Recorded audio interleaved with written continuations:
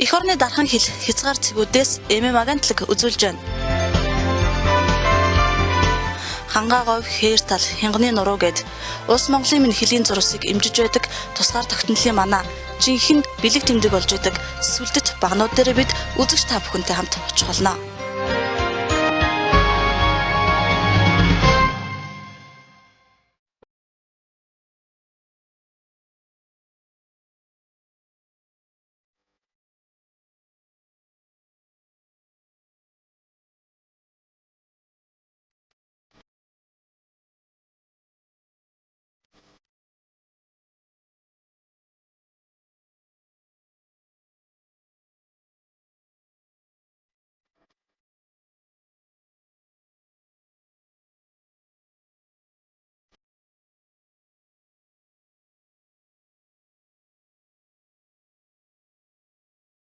Эх орны захын 4 цэгт хүрэх зорилготой бидний уран бүтээлийн баг үзэгч та бүхэнд зураг нэвтрүүлгийнхээ 3 дахь дугаарыг өргөн барьж байна. Энэ удаад үзэгч тантай хамт бид Монгол улсынхаа зүүн захын цэг болох соёл зуулын модод хамар хүртэл аяллаа.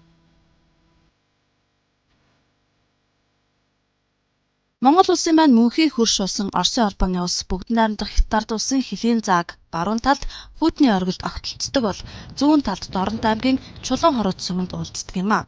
Монгол улс, Оросын холбооны улс, бүгд найрамдах Хятад улсын хөлийн уул зур цэг болох TikTok багны түүх 300-аад жилийн өмнөөс эхэлдэг. 1727 онд Орос Манж хоёр улс гэрээ байгуулан хилээ тогтоосон байдаг. Түүхэнд буурын гэрээ гэж нэрлэгддэг энэ гэрээгээр Манж Орос хоёр улсын хөлийн 58 тэмдгийг босгосноос 58 дахь нь Тарван дахын овоон дээрх боссон гэдгээ. Энэ нь одоогийн 3 улсын уул зур тэмдгийг тавих эхлэл нь байсан гэж үздэг юм байна. Харин 1962 онд Монгол улс бүгд найрамдах Хятад улсын хооронд хөлийн шугамыг тогтоохдоо Монгол Хятадын зүүн цэг гэж тогтоож байсан байна. За үүний дараагаар 1976 онд хуучин нэрээр бүгд найрамдах Монгол ард улс, зөвлөлт холбоот улс хамтран хөлийн шалгалт хийгээд мөн энэ цэгийг тогтоосон байдаг. За гэхдээ бол анх 1727 онд тогтоосон одоо тэр 58 дугаар овооноос Монголын тал руу одоо 3.5 км-д зөөж энэ цэг дээр анх 3 улсын уулзрын цэгийг тогтоож байсан. 3 улсын уулзур цэг гэж манай Монгол улсад 2 хүн байдаг. Нэг нь Баруун аймагт, нэг нь манай энд за 3 улсын 0 дугаартай байна гэж байдаг. Нөгөө талд нь болохоор 3 улсын цэг байдаг. Тийм баг нь бол байдгүй. Өндөр хөдний оргил биш нэртэй газар байдаг учраас баг нь байдгүй. Энэ дээр бол талын эрийн бус багтдаг учраас за манай энэ дөр бол 3 улсын 0 дугаартай байгаа гэж байгаа. 3 улсын уул зур цэг дээр TikTok багныг одоогийн энэ төрхөөр энэ загвараар босгох санаачлагыг хил хамгаалах албаны Ахмад зүтгэлтэн бэлтгэл хурандаа хүүжээ гаргажээ. Хилийн цэрэгт ялангуяа энэ ангид тарган ухаагийн заставт алба хааж байгаа залууст бахархах хамгийн том зүйл нь энэ сүлдэт баг нь болж байгаа юм а. Би 2011 оны 1-р ээлжийн хаврын цэрэг баталгаар Сүхбаатар аймгаас Дорнот аймгийн хөлийн цэргийн техник 132 дугаар ангид хугацаа цэргийн алба хаагаар хүрэлцэн ирсээд одоо хугацаа цэргийн албаагаа үргийг гүйцэтгэж байна. Монгол улсын зүүн хязгаарт байгаа 3 улсын хөлийн багны хөлийн уулзуурыг хамгаалж байгаадаа би маш их баяртай бахархалтай байна. Хөрш орнуудтайгаа хилэлцэн баталгаажуулсан хил хязгааргүйгээр ямар нэгэн улс орон туурах тусгаар оршин тогтнох үндэс байхгүй. Тусгаар тогтнолын баталгаа бол энэ юм.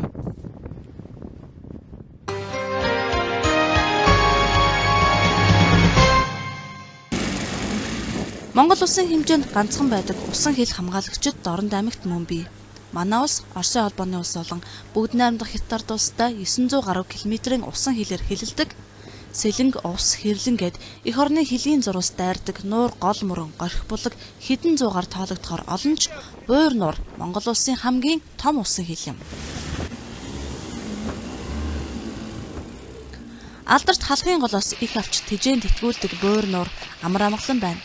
Эх орны хилч бас нуурынхаа долгио шиг тайван байна. Хэдэн жилийн өмнөхийг бодвол усан хилчдийн унаа техник харьцангуй сайжирсан нь харагдлаа. 3 төрлийн хөнгөн хөлгөөр хил хамгаалтын ажлыг гүйцэтгэж байна. Бид буур нуурын захад орших заставаас 16 км турших эргийн харуулыг зорьсон. За буур нуур өөрөө 40 км-ийн урттай 20 км өргөнтэй ийм нуур адар. За буур нуурын за 98 орчим хувь нь Монголын газар нутгийг хамаардаг бол 2% бүгдээр Хятад ард улсын газар нутгийг хариалт юм аа. Сүүлийн 10 жилийн хугацаанд бол нийтдээ буур нуурын хариуцсан хэсгээр 51 удаагийн 159 хэдийн жил гаргасан. За үүнээс 41 удаагийн 143 хүн буюу одоо 80% нь буур нуур одоо зах сагны хэлбэрээр хэдийн жил гарч байна. Буур нуурт ажиллаж амьдарч байгаа хилчид хамгийн сайн усчид байхаас өөр аргагүй. Тийм гэдгээ ч тэд харуулсан. Мэргэжилтэй үнэнч мэдлэг туршлагатай гэдгээ одоо ч харуулж чадж байгаа учраас усан хилээ амар тайван байлгаж чаддаг юм аа. Усын хамгаалалтын талаар одоо техник хэрэгсэл одоо байхгүй үед нэг удаагийн хэдэн зөрчлийг саатуулсан байна буур нуур дээр. Тухайн заставнаар хийжсэн. Тэр манай хил хамгаалалт туслах хүчний гишүүнч мэдээлсэн дагуу очиж үзэхэд 2 завтай нөхөр оожсон маань утгатай байсан. Ирэн дээр. Та хардаг зүгтахад ардаас нь усанд одоо 2.5 хүнээс сэлж очиж барь саатуулсан үйл ажиллагаа явуулсан баг.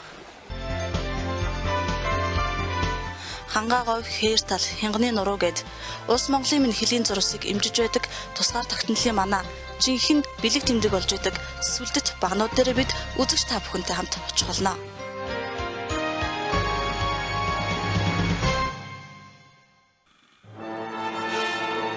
Монгол улсын зүүн захын цэг соёл зуулын модод хамар Дорнод аймгийн Халахгүй сумын нутагт оршино. Нийслэлээс 1000 км аслагдсан Дорнод аймгийн Халахгүй сум хамар даваанаас бидний эх орны зүүн захын цэг рүү хүрэх аялал эхэллээ. За эх орныхаа захын дөрөв зүгт очих зорилготой уран бүтээлийн бидний баг Монгол улсынхаа зүүн захын цэг соёл зуулд очихоор замдаа гарсан. За бид яг одоо Монгол улсын одоо 1939 оны чөлөөлөлт таны бэлэг тэмдэг болсон Халахгүй сумынхаа үд хаалганд ирээд байна. Тэгэхээр Халахгүй сумд яг одоо 4500 гаруй хүн амьдардаг. Тэгэхээр Монгол улсын зүүн хязгаар болсон Халахгүй сумд Unitel Монголын мэдээлэл холбооны Unitel-ийн сүлжээ барьдаг учраас бид одоо зүүн хязгаарт Unitel группийнхаа хамрах хүрээний сүлжээг инхүү тодтогч байгаамаа. Биднийг Халахгүй суманд очиход Оросын холбооны усаас ирсэн хилчдийн төлөөлөл Эрхүү мужийн Иркутский Кремль олон нийтийн байгууллагын энэ нутагт нэгэн хөшөө босгох ажлаар ирсэнтэй таарсан юм. Тэд 1939 онд халахын голд ам өргөдсөн зөвлөлтийн 30 хилчний дурсгал зориулсан хөшөө босгохоор санаачлаг гаргаад түүнийгээ босгож байгаа нь 1939 онд зөвлөлт холбоот улсаас 502 хилчний бүрэлдэхүүнтэй батальон халахын голд томилогджээ. Армийн цэргүүдтэй мөр зэрэгцэн бүр тэднээс илүү байлдсны хүчинд 502 хүнтэй хилчдийн шилмэл батальоноос 30 ам ирссэн байна. 30 хилчинд зориулсан тэдний нэрийг мөнхжүүлэн сийлсэн гэрэлт хөшөө 8 дугаар сарын 3-ны өдөр Халахгүй сумын нутагт хилчдийн байлдаж байсан газар нь буюу Жукуийн командын байр байсан газрын дэргэд боссон юм. Иркутская областная общественная организация. Зөвлөлт Монгол цэргүүдийг ерөнхийлөн удирдах байсан Жуку Баатрин командын байрыг хамгаална гэдэг энэ дайны ялалтанд онцгой үүрэг гүйцэтгэсэн үйл явдал байсан юм а. Тэр дундаа зөвлөлтөөс тусгаалan томилогдсон хилчид ялалт авчирхад чухал үүрэгтэй байсныг тэмдэглэж бид энэ хөшөөг босгохоор болсон юм. Монголд Ирэн Баатрин хөшөө гэж байдгийг бид өмнө нь үзсэн учраас зөвхөн Оросын хилчин дайчдад зориулсан тэдний дурсгалыг мөнхжүүлсэн хөшөө яагаад байж болохгүй гэж хэмээн санаачлаг гаргаад бид зорилгоо биелүүллээ. Реально батальон принял боевые действия. Халахын голын байлдаанд чухам ямар учраас шилмэл хилчдээс бүрдсэн 500 гаруй хүний бүрэлдэхүүнтэй батальоныг зориуд томилсон бэ гэдэг бас сонирхол татахаар шалтгаантай. Япончуудын дайралтай ширүүн байсан тэр үед зөвлөлт Монгол цэргүүдийн хувьд өдөр шөнийн алиндэн ч тулалдах шаардлага гарч байсан байна. Харин армийн цэргүүдэд шөнө тулалдах байлдааны ур чадвар төдийлөн байгаагүй учраас шөнийн тулаанд зориулж зөвлөлтийн хилчдийг илгээж байсан түүхтэй. Баянгын тусгай бэлтгэлтэй байдаг хилчид ч үүргээ сайн биелүүлж шөнийн тулаанд онцгой ялалтуудыг авчирч чадсан учраас тэдний гавьяа одоо ч мартагдах учиргүй гэж би боддог юм. 502 хүнтэй батальоноос 30 ам өргөднө гэдэг дайны үед харьцангуй бага гар цохирол амссан гэсэн үг ээ. Энэ бол тухайн үед байлдаж байсан хилчдийн ур чадвар маш сайн байсан гэдгийг харуулж байгаа юм. Оросын хилчдийн дурсгал зориулсан энэ хөшөөг босгох ажилд Монголын талаас эх орны дайчид төрийн бас байгууллага хамтран оролцжээ. Иркутский Кремль олон нийтийн байгууллагч тэр, эх орны дайчид төрийн бас байгууллагч тэр аль аль нь улс орны тусгаар тогтнол ямар их үн цэнээр олдсныг хойч үе хүүхэд залууст мэдрүүлэх, улмаар тэдэнд эх оронч сэтгэлгээг хоногшуулах зорилготой байгууллага юм байна. 1939 оны халахын голын байлдааны командолж байсан Жуку Баатрин удирдлагын төв байрыг Япончуудаас хамгаалж чадсан. Тэр дундаа халахын голын байлдааны ялалтын төлөө зөвлөлт Монголын армийн олон мянган дайчин байсны дотор хилчидч бас байсан юм шүү гэдгийг хойч үеийнх нь сэтгэл гарган барьж босгосон энэ хөшөө үеийн үед гэрчлэн үлдэх учиртай юм. Дэлхийн 2 дугаар дайны харангыг дэлдсэн дайн энэ нутагт болж байсан. Тусгаар тогтнолын төлөө их нутгаа элэг бүтэн авч үлдэхийн төлөө олон мянган дайчин ирсэн үргэлжсэн халуун ам, урссан бүлээн цусны баталгаа нь одоо бидний амьдран буйн утга учир болсон энэ газар нутаг билээ.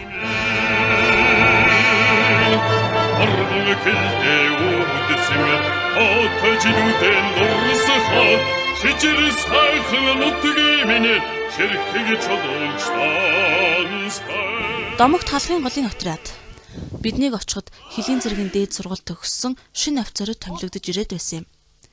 Энэ жил Хилийн цэргийн дээд сургуулийг Хилийн алба ардтал цэргийн сэтгэл судлаач мэрэгчлэр 115 оюутан төгсөж цэргийн цол ингрийн тэмдэг дипломоо гардаж авсан.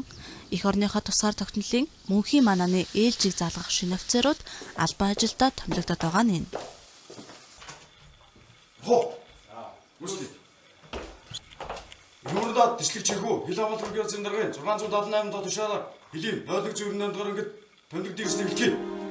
Их мөрөндөө төслөгч мөнгөний хил аваад үргээр газрын дарны 678 дот тушаалаар Хилийн 0-98 дугаар томилогдсон гэсэн хэлхий.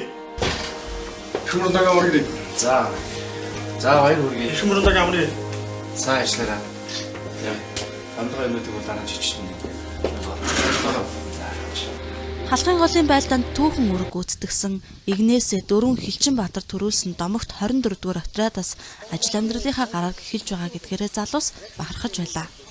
Цэргийн сэтгэл судлаач мэрэгчлэр томилогдсон ирчээд одоо байж байна. Төлөвлөсөн ажил бол байгаа. Тэрийг одоо биелүүлэхийн төлөө сайн ажилландаа. Ерөн бол манай аав удам хилчин харуулын дарга байсан. Тэтгэврт гарсан. Тэгээд би удам дамжиж хэлсэн. Багасаа эхлээл ставар өссөн. Тэгээд ер нь л багасаа л хилчин болно гэсэн зорилготой байсан. Тэгээд тэр зорилгодоо хүрсэндээ маш их баяртай байна. Би 3 дахь курстэй солингийн отрядад дадлага хийжсэн. Тэгээд дадлага хийж явахдаа Хилийн манаанд явж ирсэн. Хилийн манаанд яваад яг гарч ирж яхад нэг нар марж яхад яг би усынхаа торгон хил дээр байна да гэж тэгж бодоход надад их сайхан санагдчихсан. Бид инх тунх оршин буйн утга учирыг хайсан уран бүтээлийн төслийн баг маань 3 дахь зорилгоо биелүүлэхээр Монгол улсынхаа зүүн захын цэг болох соёл зуулийн модод хамрыг халахын голын отрядын тусгай томилгот бүлгийн хамтаар зорилоо. Өөрөөр хэлбэл хилчид Хилийн шугам дагуу үүргээ гүйцэтгэн бид ч тэдэнтэй зам нийлээд байгаа нь энэ юм.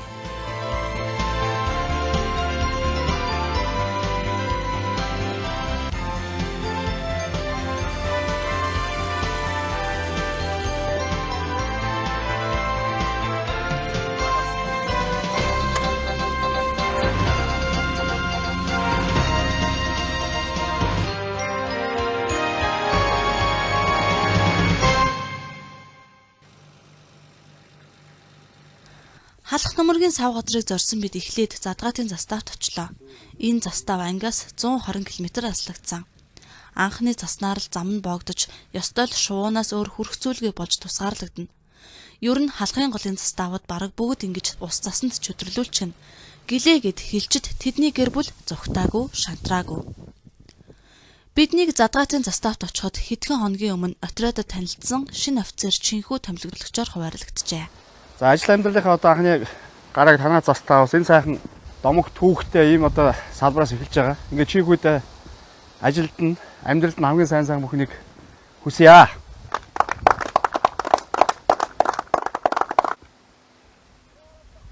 За амжилт хүсье. Сайн ажиллаарай.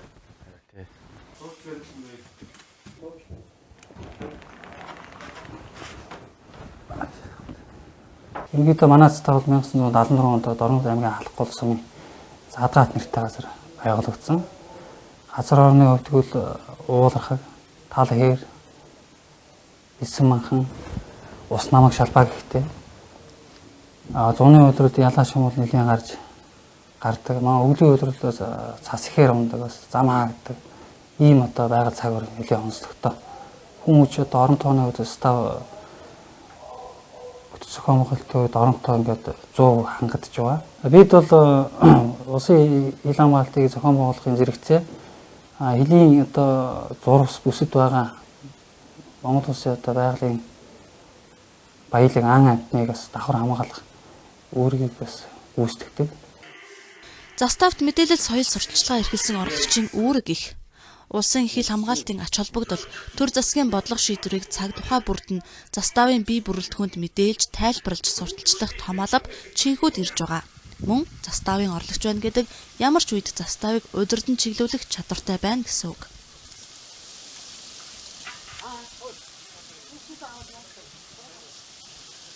За би ингээд сая заставтай хуваарлагдаж ирлээ. Ирээд заставынхаа бие бүрэлдэхүүнтэй танилцаад амьдрах гэртээ орж ирээ суугаад байж байна. Тэгээ миний ажил амьдралын гараа Монгол улсын зөв үзгээр нараа ургах зүгээс эхэлж чад би бэлэгшээж байна. Тэгээ маш их баяртай байна.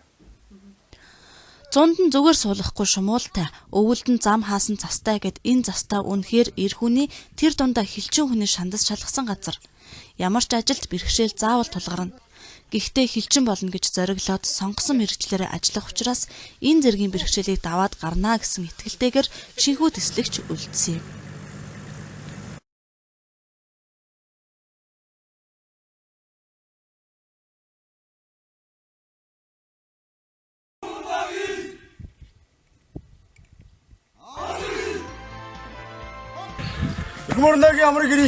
Хар хонтын застав биднийг эх орны 100 хэд захын цэг соёл зүйн томлоо үлдлээ.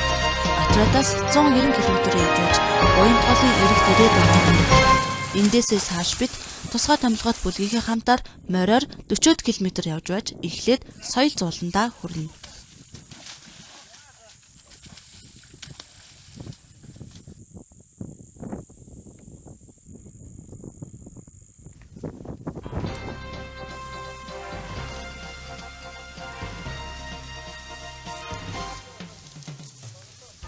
За бид өглөө 7 цагт гараад Буян голын хойдоос гараад Буянт, Гуут, Галцтай 2 сабагаа бид 4 гол гараад одоо 8 цаг явсан эцэст яг одоо бид Баян хэрийн уулан дээр 1206 цаг ихэн даган тэмдэглээд байна.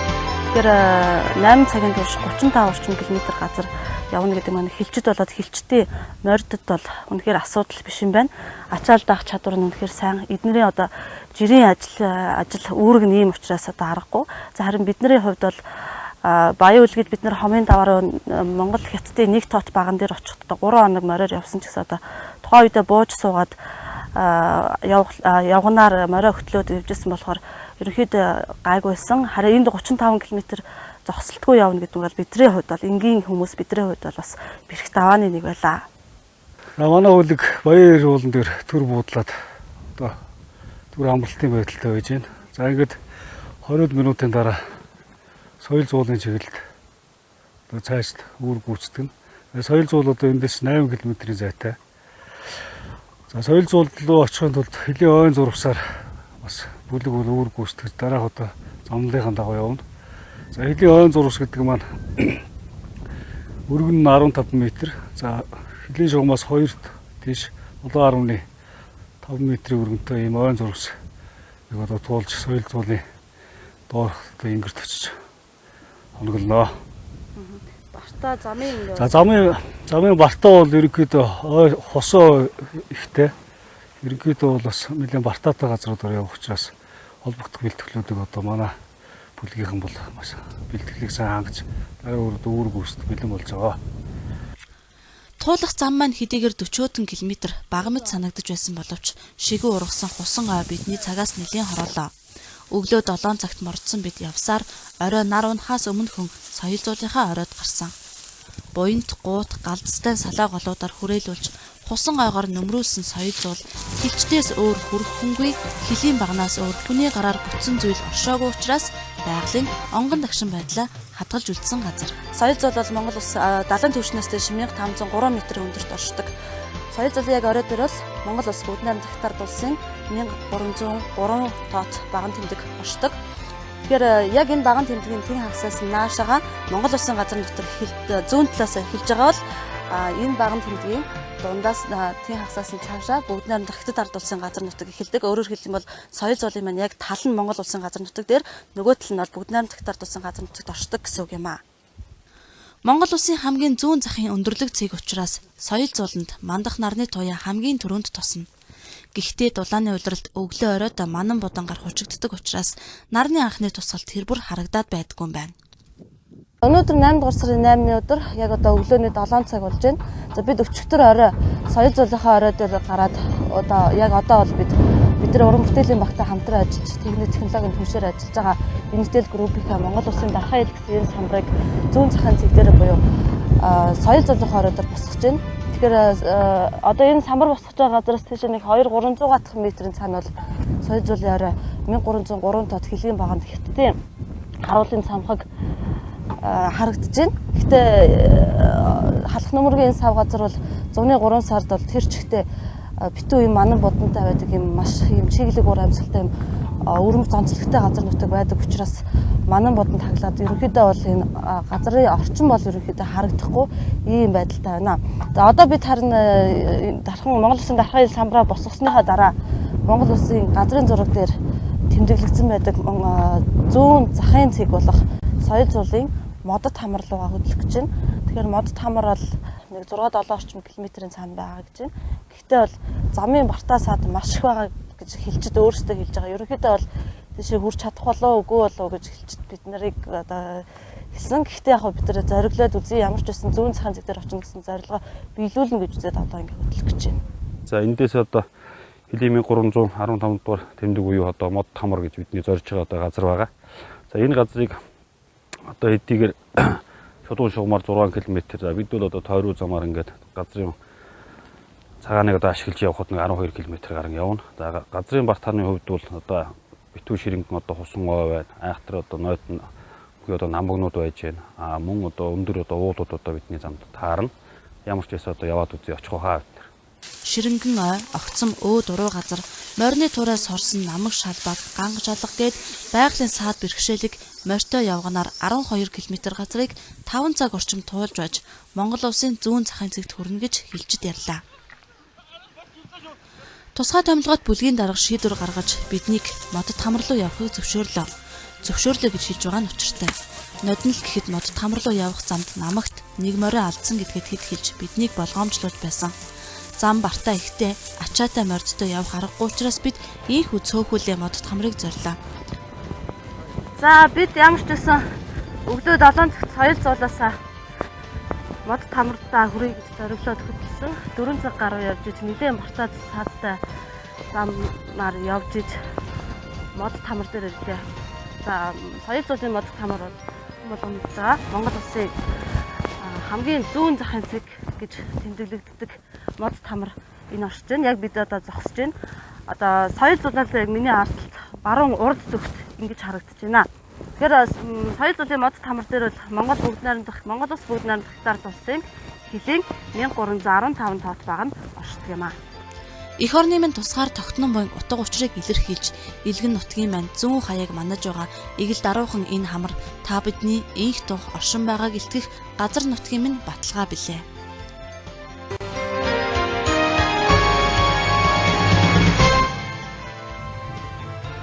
Одоо бидний зорих газар эх орны зүүн захын айл. Гэрэлт одих гэж энэ айл Дорнод аймгийн Халахгүй сумын ялалт баг Их бурханд гэдэг газар зогсож байхад нь бид зорчсон юм. Гэрээ эзэн Сүхбаатарын гэрэлт од эзэгтэй гандулмын мөнгөн чимэг нар бяцхан хүү тэлмүүнтэйгээ биднийг ухтлаа. Гэрэлт одынх аавынхтайгаа 2 гэрээрээ энд тусаж байна. Биднийг очиход Сүхбаатар руугаа эзгүй байлаа. Гэрэлт одынх 5 хушуу малтай. Амжиргааных нь гол их усүр болсон малынхаа ашиг шимээр тэд хинээс ч дутуугүй товхис амьдралтай төвд амьдарч байгаа дүү нарынхаа ч хөлийг дөрөнд хүргэсэнгээд малын буйнаа эдэлж байгаа айл. Бас эднийг хил хамгаалах туслах хүчний гишүүн. Туслах хүчний гишүүн байна гэдэг тодорхой үүрэг хариуцлага хүлээдэг ч гэсэн жирийн нэг малчин айлыг бодвол бас ч гэж давуу талтай байдаг юм байна. Туслах хүчний гишүүн болохон тэгээд энэ хил руугаа ойрхон нутагладаг. Одоо үйл болохоор санаач хаалган хичээл бид түүхэрч одоо их хэмжээний цас оруул яах вэ? Ийшээ буруу руугаа ороод тэгээд үнчээ бэлчээр нь сайхан та манайхан хил руугаа. Нутгийн гүнд байгаа айл одоо жишээлбэл та нар шиг одоо энэ голын бэлчээр рүү ороо юу орох болов? Оруулахгүй шүү дээ. Зөвшөөрлгүй ангиас л оруулахгүй шүү дээ. Манайхан ч нэг туслах хүчний гишүүн болохон тэгээд ийшээ бэлчээр манай бэлчээр. Гэрэлтод 1997 онд Сүмбрийн Тэг 198 дугаар ангид цэргийн алба хаажээ. Хил хязгаар гэж чухам юу болох, бидний амьдралд ямар их үн цэнтэй вэ гэдгийг тэрээр мэддэг болсон хилч хүн гэсэн үг. Одоо ер нь нүү өөр газар очиж нутаг сэлгэж амьдрах гэсэн бодол. Маа тийм бодол яагаад төрөх үү? Одоо энэ хар багасаа хөдөлж өссөн юм чинь. Тэгээд болж л үнэ гэдэг манайд өвдөөл амьдч үлээс мэдэж хэрэгтэй шүү дээ. Тэгэхгүй ажил төрөл байхгүй юм чинь одоо бид төв дөрөж яах вэ? Ингүй имжээргүй гэж эндүүрмэр цэлээсэн их талд оронд нутагт хавартаа түүмэр дэгдчих гээд төвшээдэг ч гэсэн 100 намартаа бороохор усчийг ихтэй болохоор хамгийн дэлгэр сайхан зун энд л болдог. Харин өвөлдөө бол цасны зузаан өвдөгнөөс доошлохгүй хүүтний эрч төвчөөс буухгүй хахирган. Угаасаа халах голын сав газрын хөр цас хүүтний эрч хоёр алдартай. Ийм л нутагт төрж өссөн залуухас хилээсээ ердөө 10 гаруйхан километрийн зайтай эх орныхаа хамгийн зүүн захын хязгаарыг сахин амьдарч байна. Ургах нарны туяа өглөө бүр хамгийн түрүүнд эдний гэрийн тоононд тусаж гийгүүлдэг. Тийм ч болоо тэрв тэд нутгийнхаа сайхан малынхаа буйнд хорогдохгүй байхын аргагүй айл. Эх орныхоо захын 4 цагт хүрэх зорилготой бидний уран бүтээлийн төслийн баг ийхүү 3 дахь зорилгоо биелүүлж 11,000 км замыг туулж өмнөд баруун зүүн захын цэгтээ хүрлээ. Харин маргаашхаа нэвтрүүлгээр Монгол улсын хойд захын цэг, Монгол шарын даваа болон хойд захад хоймрлон амьдарч байгаа Монгол айлын тухай бид та бүхэнд